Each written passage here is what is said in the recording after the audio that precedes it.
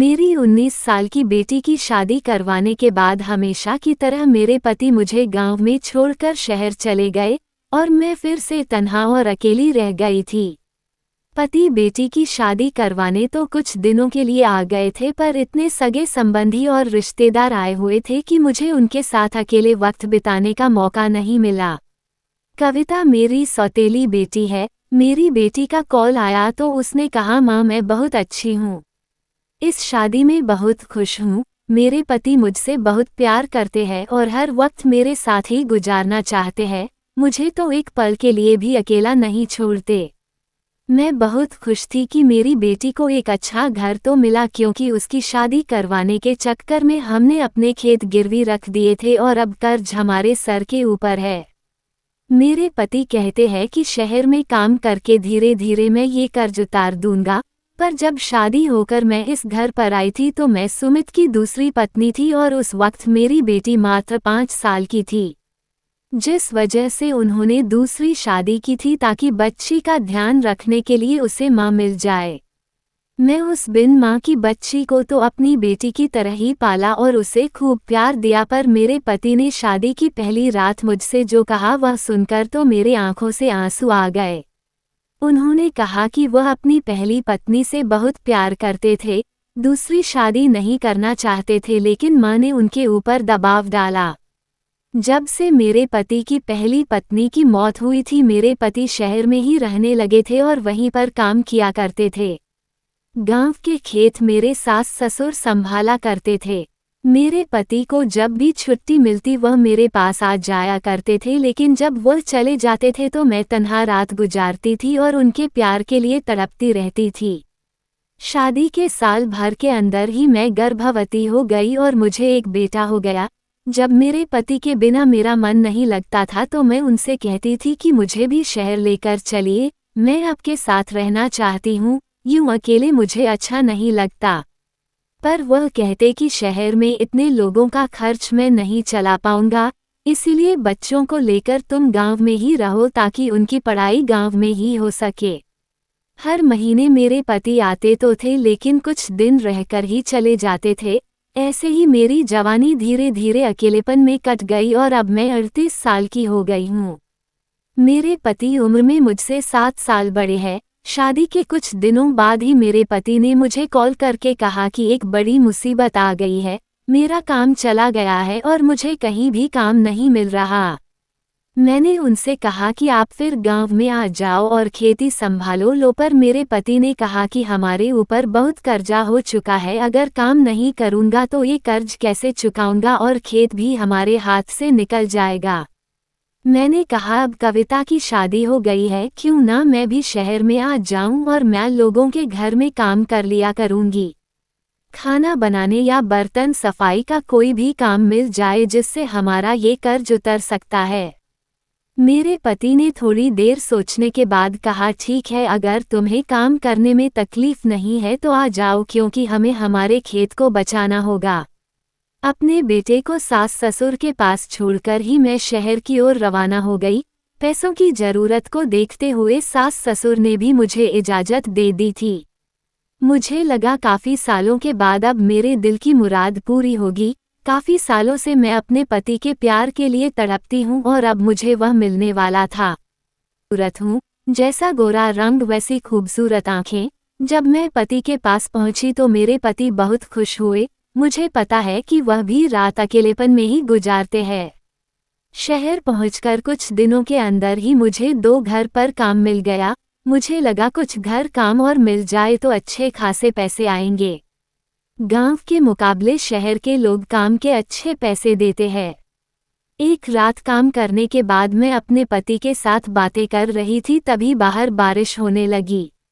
बारिश बहुत तेज हो रही थी और रुकने का नाम ही नहीं ले रही थी।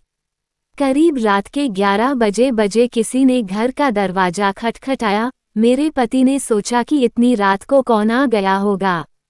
जब मेरे पति उठकर दरवाजा खोलने गए तो हटे कट्टे नौजवान दरवाजे पर खड़े थे। 35 से 40 साल के बीच की उम्र होगी। मेरे पति उन लोगों से बातें करने लगे तो मैं अपने बेडरूम में आ गई, पर मैं सोच में डूब गई थी कि आखिर ये लोग हैं कौन और हमारे घर इस तरह से क्यों आए हैं। थोड़ी देर बाद मेरे पति कमरे में आए और कहे कि 4 लोग यात्री हैं और बारिश की वजह से बुरी तरीके से फंस गए हैं, एक रात के लिए घर पर शरण मांग रहे हैं।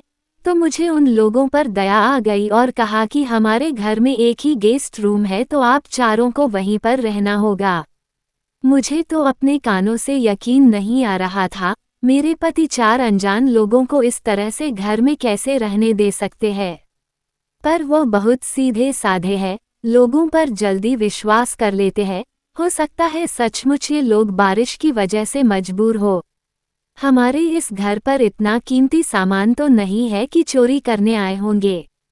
मेरे पति ने कहा कि यह लोग बहुत भूखे हैं, कुछ खाना बना दो। मैं रसोई में जाकर खाना बनाने लगी। जब मैं खाना बनाकर उन्हें देने आई तो वह चारों लोग मेरे ऊपर निगाह बनाए रखे थे। मैं एक लाल मैक्सी में थी, मुझे बहुत ही अजीब लग रहा था, क्योंकि कभी किसी मर्द ने मुझे ऐसे नहीं देखा। मेरे पति मुझे अपनी पत्नी तो मानते हैं पर वह अपनी पहली पत्नी से बेइंतहा मोहब्बत करते थे। वह उसके बचपन का प्यार है, वह सुनीता के साथ ही बड़े हुए। दोनों के बीच में प्यार हुआ और पूरा गांव इस बारे में जानता है क्योंकि वह खेतों के बीच अक्सर घूमा फिरा करते थे। लेकिन धीरे धीरे जैसे ही सुनीता जवान होती गई तो उसके पिता ने सुमित से मिलने नहीं देते थे। कहते थे कि तुम जवान हो गई हो, ऐसे तुम सुमित के साथ घूमोगी तो तुमसे शादी कौन करेगा। लेकिन फिर सुमित उसके लिए रिश्ता लेकर आए तो सब लोग मान गए और उन दोनों की शादी हो गई और एक बच्ची भी हो गई, पर वह बीमार पड़ गई और चल बसी। मेरे पति उसकी मौत से उभर नहीं पाए। मुझे कहते, मैं तुम्हें पत्नी का हक तो दूंगा पर प्यार नहीं कर पाऊंगा। कभी कभी मुझे अपने पति पर बहुत गुस्सा आता कि सिर्फ एक बच्ची को पालने के लिए उन्होंने मेरी जिंदगी खराब क्यों कर दी। आखिर मैं भी तो एक औरत हूँ, मुझे भी प्यार की जरूरत है। मुझे कोई ऐसा मर्द चाहिए था जो मुझे दिल से चाहे। मेरे पति तो बस मुझे एक जिम्मेदारी ही समझते हैं, लेकिन आज पहली बार कोई मर्द मुझे ऐसे देख रहा है, वह भी एक नहीं 4-4। मेरे दिमाग में अजीब अजीब ख्याल आने लगे। मैं खाना देते ही अंदर कमरे में आ गई, क्योंकि ना जाने ये लोग कौन है। मैं कमरे के अंदर से देखी उन लोगों ने शराब की बोतल निकाल ली है। काफी महंगी शराब थी तो मेरे पति भी काफी खुशी खुशी पीने लगे। जब मेरे पति काफी देर बाद कमरे में सोने के लिए आए तो नशे में पूरी तरह से अपना होश खो बैठे थे। मैंने किसी तरह से उन्हें संभाल कर लेटा दिया तो वह गहरी नींद में सो गए। मैं डरते हुए बाहर कमरे में गई और कहा कि आप लोगों का बंदोबस्त अंदर कर दिया है, तो बड़ी अजीब निगाहों से मुझे घूर रहे थे, क्योंकि वह लोग भी काफी नशे में थे। मैं जल्दी से अपने कमरे में आ गई और बेडरूम का दरवाजा बंद कर दिया, फिर मैं लेट गई। बाहर इतनी बारिश हो रही है और मेरे पति खर्राटे लेने लगे थे। मैं काफी थकी हुई थी तो मैं भी सो गई, लेकिन आधी रात को काफी जोर जोर से बगल वाले कमरे से आवाज आने लगी। घबराहट से मेरी नींद खुल गई पर मेरे पति को पता तक नहीं चला और वह गहरी नींद में सोते रहे। मुझे मन कर रहा था कि मैं उनको जगा दूं पर मुझे पता है कि वो नशे में है और नहीं उठेंगे। आवाज और शोरगुल बढ़ता जा रहा था तो मुझे लगा उठकर देखना चाहिए, कहीं ये लोग चोर तो नहीं है। मेरे पति तो किसी के ऊपर भी भरोसा कर लेते हैं, पर मुझे वह आदमी कुछ सही नहीं लग रहे थे। करीब 10-15 मिनट तक मैं ऐसे ही अपने बेड पर बैठी रही, लेकिन उसके बाद हिम्मत करके मैंने अपने बेडरूम का दरवाजा खोला और दूसरे कमरे की ओर जाने लगी, जहां से आवाज आ रही थी। मेरे दिल के अंदर बहुत घबराहट हो रही थी। ऐसे ही घबराहट मुझे तब हुई थी जब मेरे घर पर आग लगी थी। तब मैं मात्र 15 साल की थी और मैं बाहर खेल रही थी। जब मैंने देखा कि घर के अंदर आग लगी है तो डर के मारे मैं अपनी जगह से हिल नहीं पाई। मैं आसपास के घरों से किसी को मदद के लिए नहीं बुला पाई, जैसे लगा कि मुझे लकवा मार गया हो। इधर से मैं बिल्कुल भी अपनी जगह पर जमकर खड़ी रह गई और मेरा घर मेरी आंखों के सामने जलकर खाक हो गया, जिसके अंदर मेरे माता पिता थे। हमारा एक ही कमरे का मकान था। रात के वक्त जब मेरे पापा माँ के पास आते तो मुझे बाहर निकाल दिया करते थे। उस वक्त मुझे समझ नहीं आता था कि मुझे वह लोग बाहर क्यों निकाल देते हैं, लेकिन बड़े होने के बाद मुझे समझ आ गया। जब मैं छोटी थी तो डरी सी इसी जगह पर खड़ी रहती थी और मेरे हाथ पांव कांपते रहते थे। अंदर से कभी कभी आवाजें भी आती थी, पर मैं कभी भी अंदर नहीं गई क्योंकि मेरे पापा ने मुझे साफ साफ कह दिया था, जब तक तुम्हें बुलाया ना जाए तुम बाहर खड़ी रहना। ठंड हो या गर्मी वह मुझे बाहर निकाल देते थे और कभी कभी तो काफी देर तक मैं इस तरह खड़ी रहती थी और उस रात भी मैं खड़ी रह गई जब वह घर जल रहा था। जब आसपास के लोगों को पता चला वह आए तो देखे घर पूरी तरीके से जल चुका है। उन्होंने उसे बुझाने की कोशिश तो की पर मेरे माँ पापा बिल्कुल जल चुके थे। गांव के लोगों ने मुझे ही इसका जिम्मेदार ठहराया क्योंकि मैं मदद नहीं मांग पाई थी और एक ही जगह पर खड़ी रह गई थी। मैं अनाथ हो चुकी थी और मेरे मामा मामी मुझे अपने साथ लेकर चले गए थे।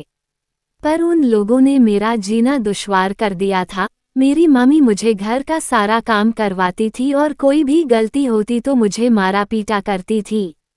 अब 18 साल होते ना होते मेरे लिए लड़का ढूंढने लगी थी, पर लड़का दहेज मांगता जिस वजह से मेरी शादी नहीं हो पा रही थी।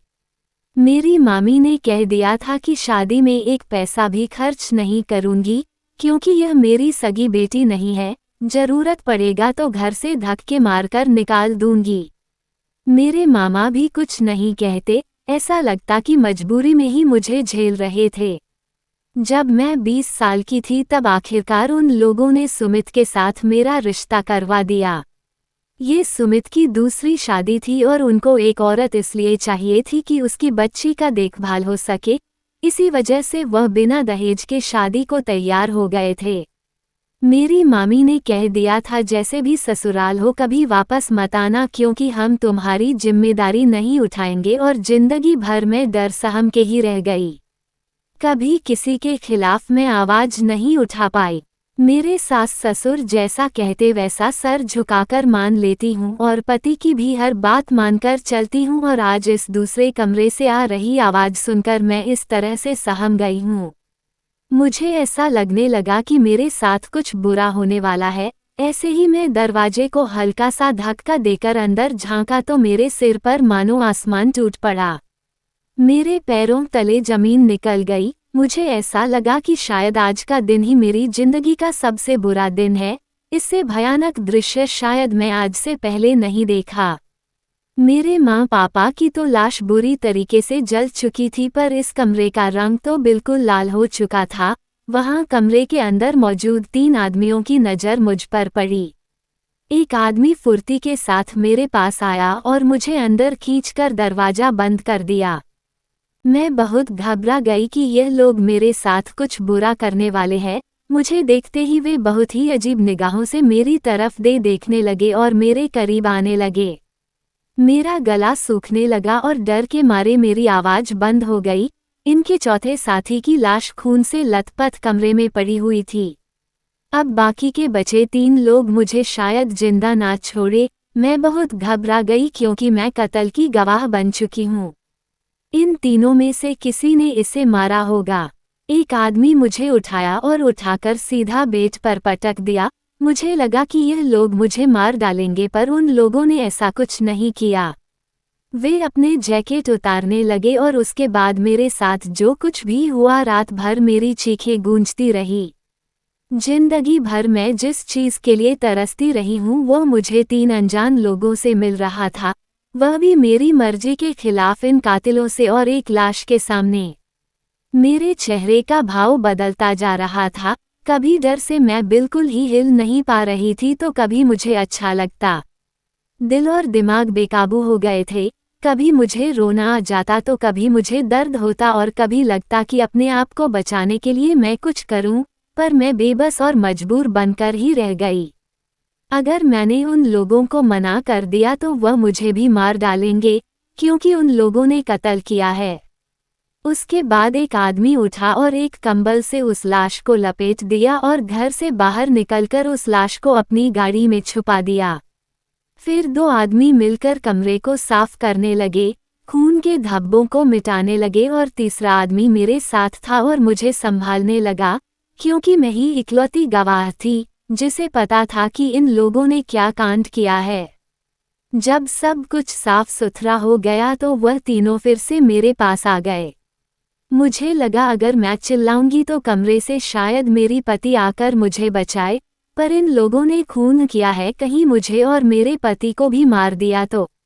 1 खून की सजा जो है, 3 खून की सजा भी तो वही मिलेगी। उसके बाद क्या हुआ पता नहीं, लेकिन अचानक जब मेरे पति मुझे बुलाने लगे तो मैं बहुत घबरा गई, क्योंकि मुझे पता नहीं था कि कब मेरी आंख लग गई थी। अगर मेरे पति ने मुझे इस हालत में देख लिया तो वह मुझे तलाक दे देंगे, इस हालत में वह भी अजनबी के कमरे में। पर जब मेरी आंख खुली तो मैं अपने ही बेडरूम में थी और मेरे बदन पर वही लाल मैक्सी थी जो मैंने रात को पहनी थी और मेरे आसपास लाखों रुपए पड़े थे। तभी मेरे पति ने मुझसे कहा कि वो अनजान आदमी चले गए हैं और अब 10 बज चुके हैं। तुम तो काफी देर से सो रही हो, आज काम पर नहीं जाना है क्या? मैं तो कुछ भी समझ नहीं पा रही थी। तभी मेरे पति ने कहा कि जाते वक्त उन लोगों ने हमें 5 लाख रुपए दिए हैं। ये सुनकर तो मुझे विश्वास ही नहीं हो रहा था। मेरे पति ने कहा कि मैं पैसा लेना नहीं चाहता था, पर हमने उन लोगों की मदद की, उसके बदले में वह लोग हमारी मदद करना चाहते थे। मैंने सोचा कि कहीं ये पैसों के लिए ही तो कत्ल नहीं किया। आखिर किस बात के पैसे दे गए ये लोग? जो कुछ भी मेरे साथ रात में किया या वह खून जो मैंने देख लिया, उसका मुंह बंद करवाने के लिए। मेरे पति ने कहा कि मैं ये पैसे बैंक में जमा करवा कर आता हूँ, इससे कर्ज चुक जाएगा, तुम काम पर चली जाओ। मेरे पति के जाते ही मैं रोने लगी। मेरे साथ जो कुछ भी हुआ था, मैं फौरन उठकर दूसरे कमरे में गई और फिर कपड़े पहनकर मैं तुरंत दुकान गई। कमरा साफ करने के लिए अलग अलग केमिकल खरीद कर लेकर आई।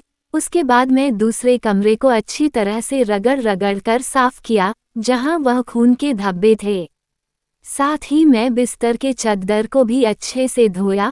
पूरे घर की अच्छे से सफाई करने के बाद मैं अपने लिए कुछ खाना बनाने लगी। तब तक मेरे पति आ चुके थे और मुझसे पूछा कि तुम अब तक काम पर क्यों नहीं गई? मैंने उनसे कहा कि मेरी तबीयत ठीक नहीं है, मुझसे तो चला भी नहीं जा रहा था और मेरे पूरे बदन में दर्द था और मैं अंदर से बहुत ज़्यादा डरी हुई थी। लेकिन अगले ही पल मेरे पति दूसरे वाले कमरे में गए और चिल्ला चिल्ला कर मुझे बुलाने लगे। मैं काफ़ी डर गई कि कहीं मेरे पति को कुछ पता तो नहीं चल गया। जब मैं उनके पास आई तो उन्होंने कहा कि अब तुम्हें काम करने की ज़रूरत नहीं है। मेरे दिल की धड़कन बहुत तेज हो गई। उन्होंने कहा मैं सोच रहा हूँ कि इस कमरे को होमस्टे बना दूँ। इंटरनेट में इस कमरे की तस्वीर खींचकर डाल दूंगा और ऑनलाइन बुकिंग करके कोई भी इंसान इस कमरे में रात में रह सकता है और तुम उसे खाना बना कर देना। हम इसके लिए अच्छे खासे पैसे चार्ज लेंगे, जिससे हम दोनों को काम करने की ज़रूरत नहीं पड़ेगी और हम ये बिजनेस चलाएंगे। ये सुनकर तो मेरे सिर पर मानो आसमान टूट पड़ा और मैं फिर से उन रात के ख्यालों में खो गई। जो कुछ भी मेरे साथ हुआ था और जो कुछ भी मैंने अपने दिल में दफना दिया था, मैं एक कत्ल की साक्षी थी और मेरे साथ जुर्म हुआ था। अब मुझे इसी डर से जिंदगी बितानी थी कि कहीं पुलिस ढूंढते हुए हमारे घर तक ना पहुंच जाए और मेरी जिंदगी खाक में ना मिल जाए। शायद मुझे पुलिस के पास जाकर सारी बातें बतानी थी, पर मेरे साथ जो कुछ भी हुआ था वो घर समाज को पता चल जाए तो मैं कैसे जी पाऊंगी। शायद मरा हुआ आदमी इंसाफ का इंतजार कर रहा होगा, पर मेरे साथ भी तो नाइंसाफी हुई थी।